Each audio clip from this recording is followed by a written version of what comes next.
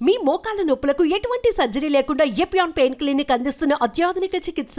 ఆ రోజు ఏం జరిగిందమ్మా? మా అక్క ఏమన్నంటే లోపలికి వెళ్ళి చూసినాం అంది. చూడలేని పరిస్థితిలో ఉంది. మమ్మీ అడిగిన నోరు ఆపేసి బయటికి తీసుకెళ్ళి కూర్చోబెట్టింది. తర్వాత శివకు కాల్ చేసింది. వచ్చి చంపేసిర్రు. ఏడవాలంటే కన్నీళ్ళు కూడా రావట్లేదు నాకు. ఏడ్చి ఏడ్చి ఏడ్చి అంత అయిపోయాను. శోభ గారు, పెద్ద పాప ఈ శివతో కలిసి అంజలిని చంపాల్సిన పరిస్థితులు ఎందుకు వచ్చాయి? ఇలా మా చెల్లె చావడానికి కారణం పోలీసుల నిర్లక్ష్యం కూడా చాలా వరకు ఉంది. వాడిని అడిగితే పోలీస్ స్టేషన్లో 8 months నుంచి ప్లాన్ చేసుకుంటున్నాం అంటారు. అందరికీ నమస్కారం, నేను Swaroopa Potlapalli. Welcome to Suman TV. ప్రియుడి కోసం కన్న తల్లి అయిన ఫోక్ సింగర్ అంజలిని కూతురే కడతీర్చింది. ఆ హత్యా నేరానికి గాను ఆ అమ్మాయితో పాటు ఆమె ప్రియుడిని కూడా పోలీసులు అరెస్ట్ చేశారు. కళ్ళెద్దుటే తల్లి హత్యకు గురవడంతో చిన్న పాప షాక్ కి గురైంది. ఇప్పుడు ఆమెను చూసేవాళ్ళు లేక ఇప్పుడు ఆ పాప పరిస్థితి అయితే చాలా దయనీయంగా ఉంది. ప్రస్తుతం నాతో పాటు చిన్న పాప అలాగే అంజలి అక్క అయిన శోభ గారు ఉన్నారు. అసలు ఈ హత్య ఎలా జరిగింది, ఈ చిన్న పాప పరిస్థితి ఏంటి, ఆమెను ఆదుకోవడానికి ఎవరైనా ముందుకొస్తారా, అలాగే చాకలి ఐలమ్మకు ఈ ఫోక్ సింగర్ అంజలికి ఉన్న సంబంధం ఏంటో అడిగి తెలుసుకుందాం. నమస్తే శోభ గారు. నమస్కారం అండి. ఆ కార్యక్రమాలన్నీ అయిపోయాయండి, ఎలా ఉంది ఇప్పుడు పరిస్థితి? చేసామండి, ఏదో మాకైనంత వరకు చిన్న చెల్లె నేను కలిసి ఇద్దరం దాన సంస్కారాలు చేసినాం. ఇప్పుడు రోడ్డు మీద పడే పరిస్థితి వచ్చింది. పాప నేను, నాకు 2 ఆడపిల్లలు. నా పరిస్థితి కూడా దయనీయంగానే ఉంది. అంత ఉన్న వాళ్ళమేమి కాదు, ఏదో చేసుకుంటే కానీ బ్రతికే వాళ్ళం. పెద్ద చెల్లె ఉన్నంతసేపు ఆమె మంచి సెటిల్లో ఉంది, బాగుందిలే అనుకున్నాం. తను బ్రతుకుతుంది అనుకున్నాం. కానీ ఈ విధంగా నా చెల్లె ఆ చిన్న చిన్న పిల్లల చేతుల ఎరుగు లాంటి నా చెల్లె చనిపోయిందంటే నేను జీర్ణించుకోలేకపోతున్నాం మేడం. పాప ఎలా ఉన్నావమ్మా? అమ్మ లేదు, చాలా రోజులు అయిపోయింది. ఇన్నాళ్ళు నువ్వు అమ్మతో ఉన్నావు, అమ్మే నీకు సంబంధించినవన్నీ చూసింది. అమ్మ లేకుండా జీవితం ఎలా ఉంది? స్కూల్కి వెళ్తున్నావా? లేదు, ఇంకా జాయిన్ అవ్వలేదు. ఏం చదువుకుంటున్నావు? 8th standard. అమ్మ లేదు కదా, ఏంటి పరిస్థితి? తప్పదు, ఇంకా మమ్మీ లేదు కదా. ఆ రోజు ఏం జరిగిందమ్మా? జూన్ 22 23. జూన్ 23న అమ్మ చనిపోయింది. ఆ రోజు నువ్వు స్కూల్కి వెళ్ళేటప్పుడు బాగుందా? అమ్మతో మాట్లాడావా? మమ్మీనే రిబ్బన్స్ వేసి స్కూల్కి పంపించేసింది. ఆ రోజు నార్మల్గానే ఉంది. అక్క కూడా. అక్కను కూడా చూసావా మార్నింగ్ స్కూల్కి వెళ్ళేటప్పుడు? అక్క సండే ఈవినింగ్ వచ్చింది ఇంటికి. వచ్చినాక మన రోజు నేను స్కూల్కి వెళ్ళిపోయి వచ్చాక మమ్మీ అక్క ఇద్దరు పడుకొని ఉన్నారు. ఎందుకు వెళ్ళి లేపడం, డిస్టర్బ్ చేయడం అని చెప్పేసి నేను వదిలేసిన. దాని తర్వాత డ్రెస్ చేంజ్ చేసుకుని లంచ్ చేస్తుంటే మమ్మీ లేచింది. నేను అన్నా, అక్క మెడికల్ టెస్ట్ ఉండే కదా, వెళ్ళేసి వచ్చిరా హాస్పిటల్కి అని 2-3 times అడిగిన. రెస్పాన్స్ అవ్వలేదు. సరే నాకెందుకులే అని వదిలేసిన. దాని తర్వాత మళ్ళీ అడిగిన. లేదు వెళ్ళలేదు, టైం అయిపోయిందని చెప్పేసి సార్ వాళ్ళు రేపు వెళ్దామని చెప్పారు ట్యూస్డే రోజు అని చెప్పింది. సరే ఓకే అన్న. అంతలోపే మమ్మీ లేచింది. నేను అన్నా, ఏమైంది మమ్మీ పోయిరా అని నేను అన్న. అంటే లేదు పోలేదు అని అంటే అవునా అని. దాని తర్వాత మమ్మీ ఏమందంటే, శ్రీజక్క వాళ్ళ ఇంటికి వెళ్ళి శ్రీజక్క దగ్గర అక్క ఆధార్ కార్డు ఇంకా మనీ పెట్టింది కదా, మనీ నువ్వేం అడగగా నేను అడుగుతా, అక్కని ఆధార్ కార్డుని తీసుకొని రాపో అంది. నేను అన్న మమ్మీతో, లేదు మమ్మీ రోజు గ్రౌండ్లో ఫుల్ గేమ్స్ ఆడిపించారు, లెగ్స్ పెయిన్ వస్తుంది మమ్మీ, నేను వెళ్ళను అని చెప్పిన. వెళ్ళు అంది. నేను మళ్ళీ వెళ్ళను అంటే అక్కని పంపియు అంటే, మళ్ళీ ఇప్పుడు అక్కని పంపిస్తే మళ్ళీ అటు నుంచి అటు వెళ్ళిపోయేది తెలియదు, చెప్పినప్పుడు అర్థం చేసుకుని పోను. నేను మమ్మీని తిట్టుకుంటూ వెళ్ళిపోయాను. ఎప్పుడు నువ్వు నాకే చెప్తావు ఏది ఉన్నాను అంటే కొంచెం. ఇప్పుడు మమ్మీ లేచి టీ పెట్టుకోరమ్మంది. టీ ఇచ్చేసి మమ్మీకి వెళ్ళిపోయినా. మమ్మీ ఉయ్యాలలో కూర్చొని ఉంది. ఎంత అయింది అప్పుడు టైం? 5:30 అప్పుడు వెళ్ళి ఆ అక్క ట్యూషన్కి వెళ్ళిందంట. వాళ్ళ మదర్ని అడిగిన నేను. సరే అని చెప్పేసి అక్కది ఆధార్ కార్డు తీసుకుని 1 minute ఇంటికి వెళ్తానంగా అక్క బయటికి లోపలికి తిరుగుతుంది. నేనేమనుకున్నంటే అక్క వచ్చింది బయటికి, నేను రావడం లేట్ అయింది కదా, అందుకోసం అని చెప్పేసి మమ్మీ పంపిస్తుందేమో అక్కని తీసుకురమ్మని నన్ను అని నేను అనుకున్నాను. అప్పటికి 6 అవ్వచ్చు, 6-6:30. అర్ధగంటలోనే నేను చూసి చున్నట్టున్నా. అక్క నన్ను చూసి లోపలికి వెళ్ళిపోయింది. లోపలికి వెళ్ళి చెప్పులు వేసుకుని బయటకు వచ్చింది. నా దగ్గరకు వచ్చి వచ్చిందా శ్రీజ అన్న అంటే, లేదు అక్క రాలే, ట్యూషన్కి వెళ్ళిందంటే. అక్క 10th class కదా, ఇంకా వాళ్ళ మమ్మీ ట్యూషన్కి పంపించిందంటే చెప్పింది. అడిగిందంటే మా అక్క ఏమన్నంటే, లోపలికి వెళ్ళి చూసినాం అంది. నేను అన్నా, వాళ్ళ పేరెంట్స్ ఉన్నప్పుడు మనం లోపలికి వెళ్ళి ఎలా చూస్తాం, అట్లా చూడొద్దు కదా, తప్పు కదా అని నేను అన్నా. ఆమె ఇంట్లో ఉన్నా కూడా వాళ్ళ మమ్మీ లేదని చెప్తుంది, నువ్వు అట్లా ఎట్లా నమ్మిను, చూడాల్సింది కదా అన్న. మమ్మీ ఆమెను తీసుకొనే రమ్మంటుంది అన్న. అంటే నా చేతిలో ఆధార్ కార్డు ఉంది, అయితే ఇది ఇంట్లో పెట్టేసి వెళ్దాము అని నేను అన్నా. అంటే అక్క ఏమందంటే, ఇప్పుడు ఈ ఆధార్ కార్డు పెట్టడం కోసం అక్కడ దాకా వెళ్తావా, అంతుంటే నేను పట్టుకుంటూ ఇవ్వు అంది. అంటే లేదు ఏం అవసరం లేదు నేను పట్టుకుంటా అని సీరియస్గా మళ్ళీ వెళ్ళిన. వెనకకి వెళ్ళినాక అక్క వాళ్ళ ఇంటికి అని చెప్పేసి అక్క వాళ్ళ ఇంటికి ఎందుకు తీసుకొచ్చి నాకు కాళ్ళ నొప్పి వస్తుందంటే అంత సరదా అవుతుందా నీకు, ఎందుకు అట్లా చేస్తారు అడిగినాక దాని తర్వాత వచ్చేసినాను ఇంటికి. అక్క కూడా నాతో పాటు వచ్చింది. తర్వాత అక్క వాళ్ళ ఫ్రెండ్ వాళ్ళ ఇంటికి వెళ్ళి మళ్ళీ వచ్చేసినాం మేము ఇంటికి. అయితే అక్కకి అప్పటికే చెమటలు వచ్చేస్తున్నాయి. నేను అన్న ఎందుకు చెమటలు వస్తున్నాయి అంటే ఏమో తెలియదు, నాకు నిమోనియా ఉంది కదా దానికోసం వస్తున్నాయేమో. నేను కూడా లైట్ తీసుకున్నా, ఏమనుకోలేదు. 6:30, 7 అవుతుంది అప్పుడు. అయితే డోర్లు క్లోజ్ చేసి ఉన్నాయి. నేను అనుకున్నా ఇదేంది మమ్మీ ఈవినింగ్ దీపం పెడతారు కదా దేవునికి, ఎందుకు డోర్లు క్లోజ్ చేసి ఉన్నాయి అని చెప్పేసి డోర్లు తెలిసే వరకు మొత్తం ఎగ్ స్మెల్ ఇంట్లో. అయితే మమ్మీ మమ్మీ అని పిలిచిన, ఉంటే బెడ్రూమ్లో ఉంటుంది లేకపోతే బయట వరండాలో ఉంటుంది. అయితే లేదు, కిచెన్లో దీపం పెడుతుందేమో దేవుని దగ్గర, ఎగ్ స్మెల్ ఎందుకు వస్తుందని చెప్పేసి డౌట్ వచ్చి తొందరగా వెళ్ళి చూసే వరకు మమ్మీ పడిపోయింది. మొత్తం డైనింగ్ టేబుల్ పైన ఉన్న వస్తువులు అవన్నీ కూడా పడిపోయి ఉన్నాయి. చూడలేని పరిస్థితిలో ఉంది మమ్మీ, మొత్తం బ్లడ్తో, ఇల్లు మొత్తం కూడా బ్లడ్. అయితే నాకు ఏమనిపించింది అంటే అప్పుడు అక్క ఇట్లా శివ అనే వ్యక్తితో వెళ్ళిపోయింది కదా, అట్లా అక్క వెళ్ళిపోయింది అని చెప్పేసి నా పరువు పోయింది ఎలా అని చెప్పేసి మమ్మీ ఏమన్నా చేసుకుందని చెప్పి నేను ఫస్ట్ అట్లా అనుకున్నా. యాసిడ్ ఏమన్నా తాగినావు మమ్మీ, నువ్వు ఏమైనా చేసుకున్న ప్రతి వచ్చి కొట్టిరా ఇట్లా అడిగితే మమ్మీ మాట్లాడట్లేదు అసలు. అయితే మమ్మీ చేయబట్టుకుని ఇలా రబ్ చేస్తుంటే ఇంకో చేయి తీసుకొస్తే నా చేయబట్టుకుంది. నాతో మమ్మీ ఏమైనా మాట్లాడద్దు అనుకో అక్క నుంచి తీసుకెళ్ళిపోయి బయట వరండాలో కూర్చోబెట్టింది. నేను అన్నా అక్క అంబులెన్స్ కాల్ చేయక్క అంటే గట్టి ఇట్లా అంటుంటే మా అక్క లేదు నువ్వు అరవక నా నోరు ఆపేసింది. నోరు ఆపేసి బయటికి తీసుకెళ్ళి కూర్చోబెట్టింది. తర్వాత శివకు కాల్ చేసింది, నాకు ఏం చేయాలో తెలుస్తలేదో, నువ్వు రా తొందరగా ఇంటికి అని. ఆయన ఎందుకు పిలుస్తున్నాను, అంబులెన్స్ కాల్ చేస్తే అయిపోద్ది కదా, అంత మనకెందుకు, మమ్మల్ని పైన కేసు పెట్టింది కదా అవసరం, ఆయన ఎందుకు పిలుస్తున్నాను మళ్ళీ అని నేను అన్నా. అంటే అక్క నా మాటలు పట్టించుకోవాలి. వచ్చినాక బయట మా విండోస్ ఉంటాయి, ఆ విండోస్ క్లోజ్ చేస్తుండు. నేను అన్నా పైన మమ్మీ కేసు పెట్టిందని చెప్పేసి నువ్వు ఏమైనా చేస్తావా అన్న, ప్లీజ్ అన్న మా మమ్మీని హాస్పిటల్ తీసుకోవాలన్నా. అంటే ఆ అన్న ఏమన్నాడంటే అప్పుడు నేను నీకు హెల్ప్ చేయడానికి వస్తే నువ్వు ఇట్లా అంటున్నావులో నేను వెళ్ళిపోవాలా అన్నాడు. అంటే సారీ అన్న, నాకు ఇప్పుడు ఏం మాట్లాడుతున్నా అర్థం కదా, నేను కవరింగ్ చేసేసుకున్నా. దాని తర్వాత ఆపోజిట్ అక్క కూడా వచ్చింది వీళ్ళు వచ్చాక. అయితే అక్కతోని నువ్వు ఇట్లా తీసుకెళ్ళి అక్క ఏమని వాళ్ళ మదర్ని చూస్తే భయపడుతుంది ఈమె, వద్దు అని చెప్పింది. ఏం కాదన్న, నేనేం కళ్ళ తిరిగి పడిపోను, మమ్మీకి ఏం కాదు ప్లీజ్ అని ఒక్కసారి చూసేసి వస్తాను, నేను రిక్వెస్ట్ చేసిన మరి సరే పో అని చెప్పేసి అన్నాడు. నిన్ను చూసిందా మీ అమ్మ ఆ పొజిషన్లో? చూడలేదు, అంటే చూడడానికి కూడా రావట్లేదు, అంటే అంత ఘోరంగా కొట్టారు. అయితే చూసే వరకు మమ్మీ ఇట్లా దెబ్బ చూసుకుంటుంది. హెడ్ దగ్గర దేంతో కొట్టిరో తెలియదు మనకు, రాడ్తో కొట్టిరా లేకపోతే ఇంకా దేంతో కొట్టిరో తెలియదు. అయితే ఇలా అనుకుంటూ ఇంకా ఏదేదో మాట్లాడుతుంది, మెల్లిగా వస్తుంది వాయిస్, వినిపించట్లేదు అసలు. ఇట్లా అంటుంది.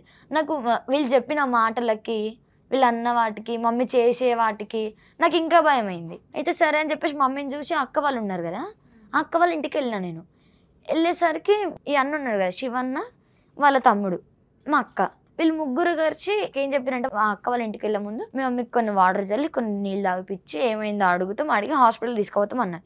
అయితే అక్క వాళ్ళ ఇంటికి వెళ్ళి కూర్చున్నాక మా అక్క వచ్చింది నా దగ్గరికి, మా మమ్మీ ఫోన్ తీసుకొని కీస్ కూడా వేసుకొని వచ్చింది. నేనేమనుకున్నా అంటే శివన్న వాళ్ళ మమ్మీని హాస్పిటల్ తీసుకెళ్ళిరా, తాళం వేసేసి వచ్చినావా అన్న. లేదు తీసుకెళ్ళలేదు అంటే వాళ్ళు ఇప్పుడు ఉన్నారా లేదా అని నేను అడిగి, అంటే లేరు అన్న. మరి మమ్మీ ఏది అంటే మమ్మీ ఇంట్లో అంటే మమ్మీని తాళం వేసి వచ్చేసినావా ఇంటికి అన్న. అంటే అవును అన్న. నాకు అసలు అప్పుడు ఏం చేయలేదు, అక్క చేతిలో నుంచి కీస్ గుంజుకొని నేను మళ్ళీ వెళ్ళి చూసే వరకు ఇట్లా పడిపోయి ఉంది. అయితే ఒక 10 seconds అట్లనే నేను ఐస్ బ్లింక్ చేయకుండా చూస్తున్నా, మమ్మీ స్టమక్ అట్లనే పైకి కిందికి అవుద్ది కదా అన్నట్లేదు. నాకు భయం అయింది, అక్కని తీసుకొచ్చిన. అంటే నేను ఒక అక్క వాళ్ళ ఇంటికి వెళ్ళినా కదా, అక్కని తీసుకొచ్చిన. అక్క నాకు భయం అవుతుంది అక్క ప్లీజ్ అక్క ఒక్కసారి వచ్చి చూడక మమ్మీ, నాకు ఏం చేయాలో అర్థమవుతలేదు అక్క అంటే అక్క వచ్చి నోస్ దగ్గర పెట్టి చూసింది, నాడి పట్టుకొని చూసింది. చనిపోయింది అప్పటికి, సెకండ్ టైం వచ్చి చంపేసిర్రు. దాని తర్వాత అక్క వచ్చి చూసి నాకు చెప్తే నేను ఏడుస్తా అప్పుడు అని చెప్పేసి అక్క నాకు అబద్ధం చెప్పింది. ఏమని, లేదు మీ అమ్మ పడుకుంది, ఆమెను ఏమనకుండా ఆమెను డిస్టర్బ్ చేయకండి, ఆ మోన్లో అట్లా పడుకుంది అంతా, మీకు ఏం కాలేదని నాతో చెప్పింది. అయితే అక్క అప్పుడు అక్క వాళ్ళ ఇంట్లోనే ఉండుండే. ఆ అక్క వాళ్ళ ఇంట్లో నుంచి వాటర్ తీసుకొచ్చి మా అక్కవి నావి కాలు చేతులు కడిగిపించి ఇంట్లోకి తీసుకెళ్ళింది. నేను అన్నా అక్క ఎందుకు అక్క కాలు చేతులు కడిపిస్తున్నావు, ఏమైంది అక్క, మా మమ్మీకి బాగానే ఉందంటే బాగానే ఉంది అని. అయితే అక్క వాళ్ళ హస్బెండ్ ఏమన్నాడంటే అంబులెన్స్ కన్నా 100 నెంబర్కి కాల్ చేద్దామని ఫస్ట్ 108 కాల్ చేస్తే వాళ్ళు రెస్పాన్స్ అవ్వలేదు. 100కి డైల్ చేస్తే పోలీసులో పెద్ద మమ్మీ ఒకటేసారి వచ్చారు ఇద్దరు. లోపలికి వెళ్ళి పెద్ద మమ్మీ చూసి అయ్యో నా చెల్ల పడిపోయిందని ఏడుస్తుంటే పోలీస్ సార్ వాళ్ళు మా పెద్ద మమ్మీ పైకి రివర్స్ అయ్యారు. మమ్మీ అట్లా పడిపోయి చనిపోయిందని తెలుసు నాకు, కానీ వీళ్ళు వచ్చి కొట్టి చంపిరని మాత్రం తెలియదు.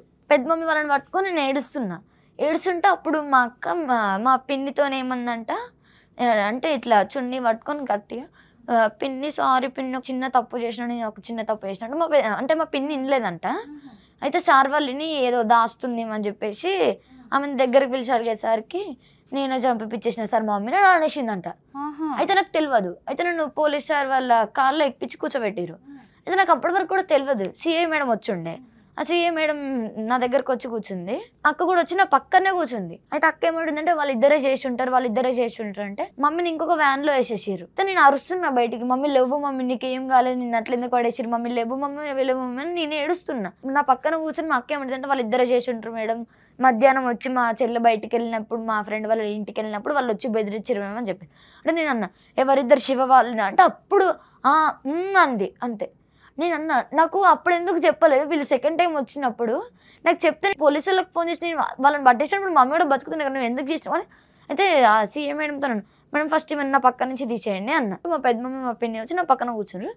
అటు సైడ్ లాస్ట్కి అక్కను కూర్చోబెట్టి పోలీస్ స్టేషన్కి వెళ్ళాక లేదు నేనే చంపించేసి ఇట్లా మా మమ్మీ నేను వెళ్ళిపోతే తీసుకొచ్చిందని చెప్తాను ఒప్పుకుందంట. దాని తర్వాత శివ వాళ్ళ తమ్ముడిని తీసుకొచ్చారు. ఆయన చూసినాక నాకు కోపం ఆగలేదు. నేను వెళ్ళిన పోలీసు వాళ్ళు పెద్ద మమ్మీ వాళ్ళు ఆపేసారు, లేదు వెళ్ళొద్దు అట్లా అని. వెళ్ళినాక ఒక 30 దెబ్బలు పడ్డాక రబ్బర్ బెల్ట్తోనే అప్పుడు నోరిప్పిన నేనే చంపినా అప్పుడు ఒప్పుకున్నాడు. అప్పటిదాకా ఏమనలేదు. మమ్మీ 7th డేకి ఒక న్యూస్ వాళ్ళు వచ్చుంటే ఇంటికి వెళ్ళి ఇంటర్వ్యూ ఇచ్చుండే. అయితే ఒక చుక్క బ్లడ్ కూడా లేదు అసలు మమ్మీది. అంటే అక్క ఆ మధ్యలో అడిగేసి ఉంటుందా లేకపోతే ఎప్పుడు అడిగేసి ఉంటుందో తెలియదు, కానీ ఒక చుక్క బ్లడ్ కూడా లేదు అసలు ఇంట్లో. మమ్మీ పడిపోయిన ప్లేస్ చూసినప్పుడల్లా అసలు ఏడవాలంటే కన్నీళ్ళు కూడా రావట్లేదు నాకు. ఏడ్చి ఏడ్చి ఏడ్చి అంత అయిపోయినా. శోభ గారు, అసలు మీ పెద్ద పాప ఈ శివతో కలిసి అంజలిని చంపాల్సిన పరిస్థితులు ఎందుకు వచ్చాయి? కారణం ఏంటి? కారణాలు నాకు తెలియదు మేడం. ఆ అమ్మాయి ఇన్స్టాగ్రామ్లో పరిచయం అయిందంట. పరిచయం అయ్యి 8 months నుంచి నా అమ్మాయి వాళ్ళ ఆయన మొత్తం మొదలు పెడతా అంటే చెల్లె ఎప్పుడు బిజీ షెడ్యూల్, అక్కడ ప్రోగ్రామ్ చేయడం, ఏదో వచ్చిన డబ్బులతో పిల్లలను నడిపించుకోవడం, ఆమెకు అలా అదే బిజీ అయిపోయింది. ఒక దినం పాపను చూసిందంట, ఏంటి ఎవరు ఇతను, నువ్వేం సంగతి అని మందలేయడం. మా అమ్మకు నీ విషయం తెలిపింది శివ అని చెప్పిందంట. స్కూల్ నుంచని ఇంటికి వెళ్ళకుండా స్కూల్లో ప్రోగ్రామ్ ఉందని ఏదో చెప్పి అమ్మకు మాయ మాటలు చెప్పి. ఏం చదువుతోంది ఆ అమ్మాయి? 9th చదువుతుంది, ఇప్పుడు 10thకి వెళ్తుంది మేడం. ఆ మాయ మాటలు చెప్పి తల్లిని మోసం చేసి అబ్బాయితో బయట ఎక్కడో తిరిగి వాళ్ళ ఇంటి దాకా వెళ్ళడం అన్నీ జరిగినాయంట. జరిగిన రోజు తల్లి మళ్ళీ అడిగిందంట, ఇది కరెక్ట్ కాదు, ఇది నీ ఏజ్ కూడా కాదు, ఇలా చేయొద్దు బిడ్డ, మనం సోషల్గా అందరికీ తెలుసు, నేను బయట ప్రోగ్రామ్ చేయడానికి వెళ్తా, మంచి మంచి పాటలు పాడడానికి పోతా, ఇంట్లో నేనే సరిపెట్టుకోలేదు నేను బయట ఏం చెప్పుకుంటా, ఇది పరువు ఉంటుందా ఏమని మందలిస్తే వాళ్ళ మేనత్తో షేర్ చేయడం, ఈ శివ వాళ్ళ ఫ్యామిలీ షేర్ చేయడం, శివ వాళ్ళు స్వీట్గా మాట్లాడడం, చెల్లె గట్టిగా మాట్లాడితే చేదుగా కనపడడం, తల్లి మీద ఆమెకు అసహ్యంగా కనపడడం అయిపోయింది. జూన్ 18న ఇంట్లో నుంచి 2 lakhs రూపీస్ చెవుల కమ్మలు, అవి కూడా రింగు ఏదో ఊడిందని చెప్పి బీరువాలో పెట్టిందంట. ఆ డబ్బులు తీసుకొని పాప ఇంట్లోకి వెళ్ళిపోయిందంట. సాయంత్రం వరకు చూసి నెక్స్ట్ డే మళ్ళీ కంప్లైంట్ ఇచ్చిందంట మా చెల్లి అంజలి, మిస్సింగ్ కంప్లైంట్. అంటే పాప వేరే వాడితో వెళ్ళిపోతుంది అన్న ఆలోచన కూడా ఆమెకు మైండ్లోకి రాలేదంట. ఏదో ఫ్రెండ్స్ వాళ్ళ ఇంటికి వెళ్ళింది, వస్తుంది పాపని సాయంత్రం వరకు చూసిందంట. సాయంత్రం తర్వాత కూడా రాకపోతే అప్పుడు వెళ్ళి నా పాప లేదు అని మిస్సింగ్ కేసు పెడితే వాళ్ళు మిస్సింగ్ కేసు ద్వారా వెళ్ళి అమ్మాయి ఫోన్ సిగ్నల్ దొరికించుకొని పాపను అక్కడ నుంచి తీసుకురావడం జరిగింది. అక్కడికి వెళ్ళిన తర్వాత కూడా మా చెల్లి అసలు ఒక మాట కూడా అనలేదంట. మా చెల్లె 9 నెలలు కడుపులో పెంచి 16 ఏళ్ళ బిడ్డను చేసి మంచి చదువు ఇచ్చి మంచి భవిష్యత్తు ఇవ్వాలని తల్లిదండ్రులు ఎవరైనా అనుకుంటారు.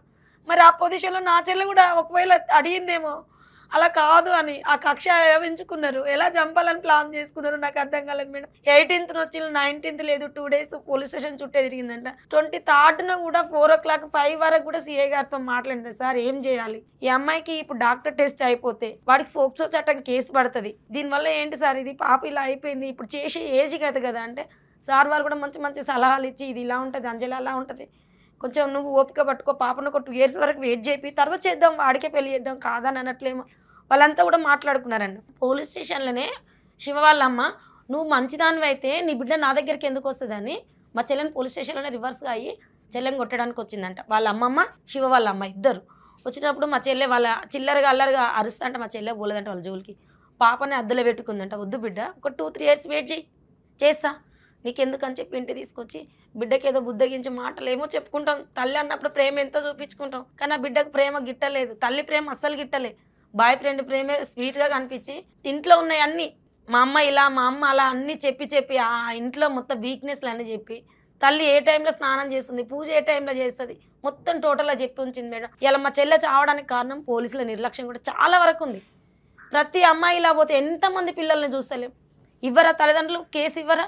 ఇస్తే తప్ప వాడికి అసల్లో తీసుకొని వాడిని ఒక రోజు ఒక దినం 2 దినాలైనా వానికి అసలు తీసుకొని మీరు భయపట్టించుంటే వాడు అంతా పనిచేసేవాడు కాదు. టైంకి వచ్చి చంపేసినావు అంటే నువ్వు ప్లాన్ చేసుకునే కూర్చున్నావు కదా. వాడిని అడిగితే పోలీస్ స్టేషన్లో 8 months నుంచి ప్లాన్ చేసుకుంటున్నావు అంటారు. ఎందుకు? ఏం పాపం చేసింది? నా చెల్లె పిల్లని కనడమే తప్ప. పాప అసలు అమ్మ మీద మీ అక్కకి ఎందుకు ఇంత కోపం? నీతో ఎలా ఉండేది, మీ అమ్మతో ఎలా ఉండేది? అంటే నీ బిడ్డ అంటది.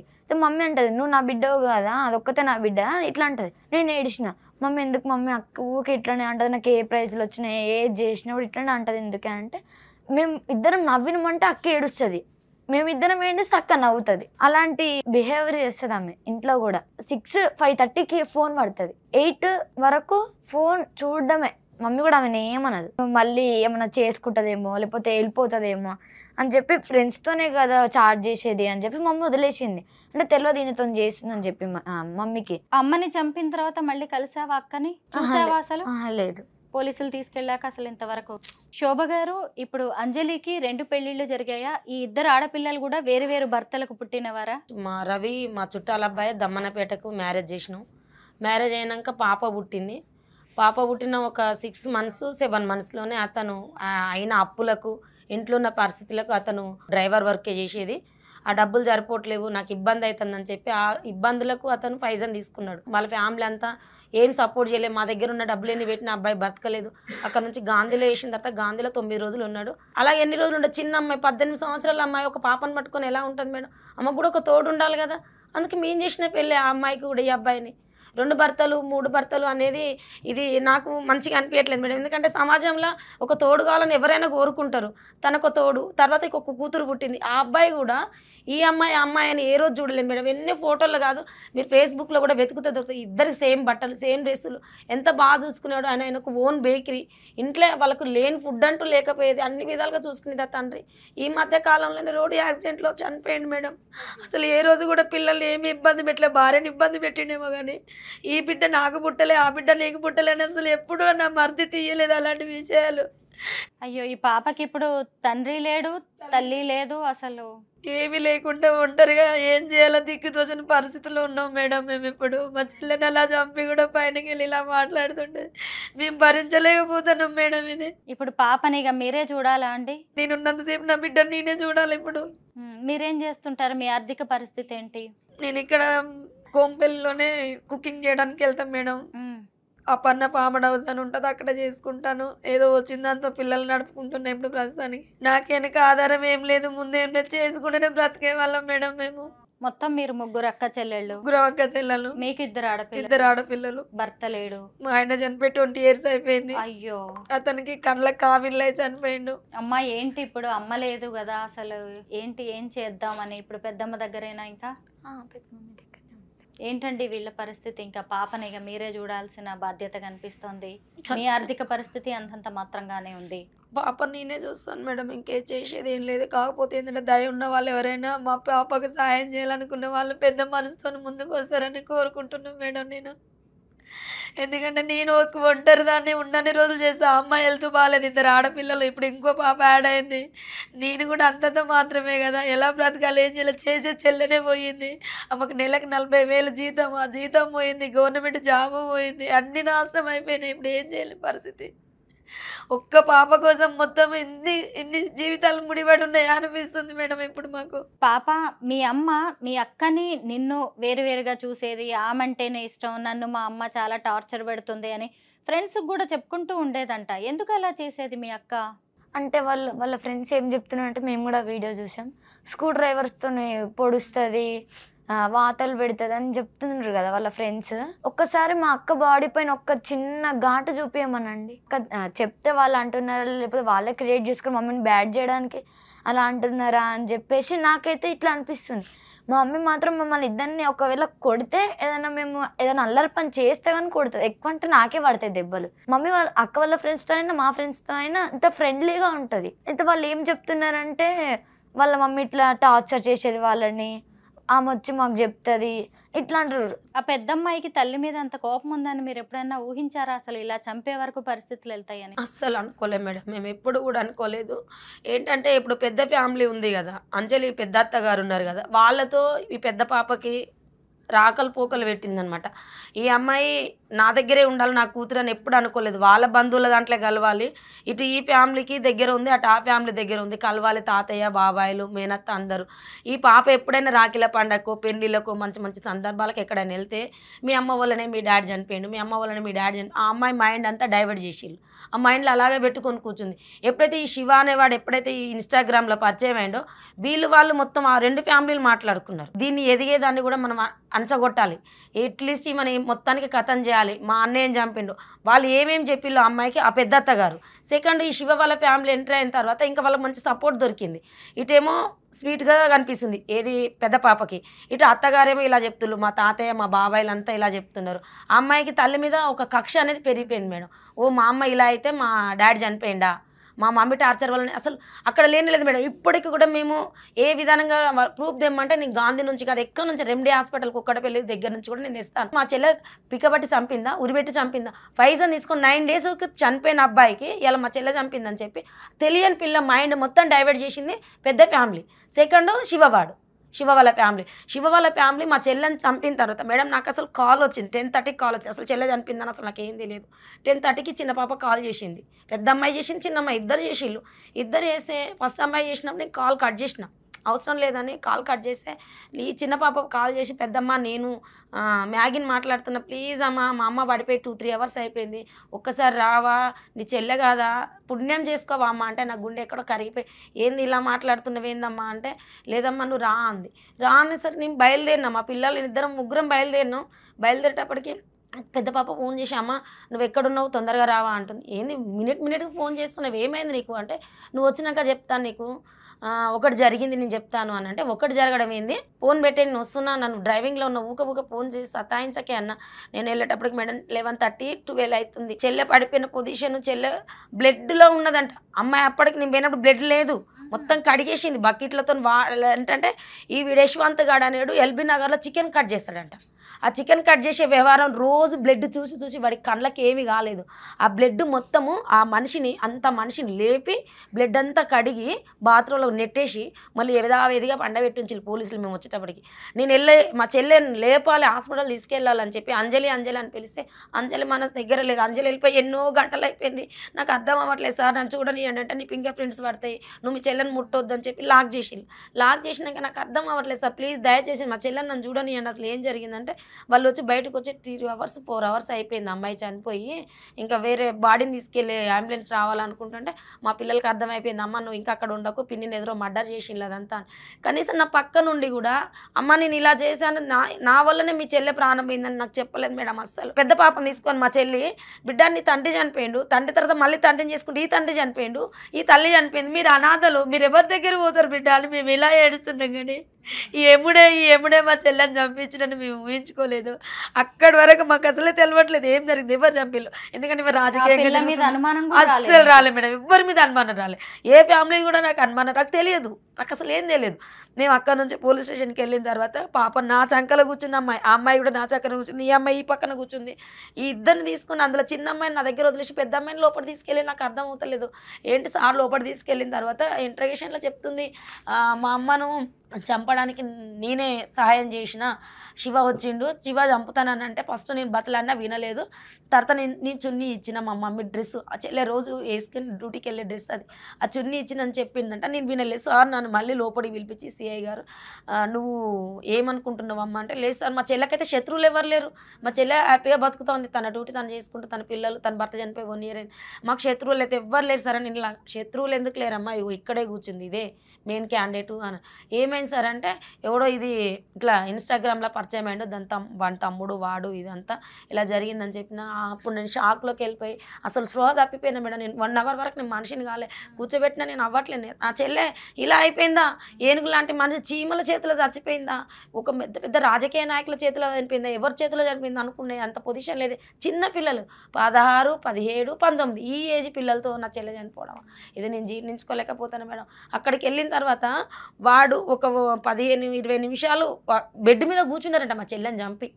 బెడ్ మీదనే కూర్చొని ఉంటే ఎదురింట్లో అమ్మాయి వచ్చి మీరు ఏమవుతారు అంటే ఇది నా మీద ఇది ఇట్లా వల్గర్గా ఇది నా మీద కేసు పెట్టింది అందుకే చంపేసినాం మేము అని ఆమెకు చెప్పగానే అమ్మాయి ఎస్టీ ఏమైపోద్దో మా మీద ఏమైనా కేసు అయిపోద్దని ఆమె వెళ్ళిపోయిందంట. తర్వాత ఒక 1 అవర్ తర్వాత చిన్నోని తీసుకొచ్చి యశ్వంత్ గారిని 2 అవర్స్ తర్వాత పెద్దోని శివగాని తీసుకొచ్చింది మేడం.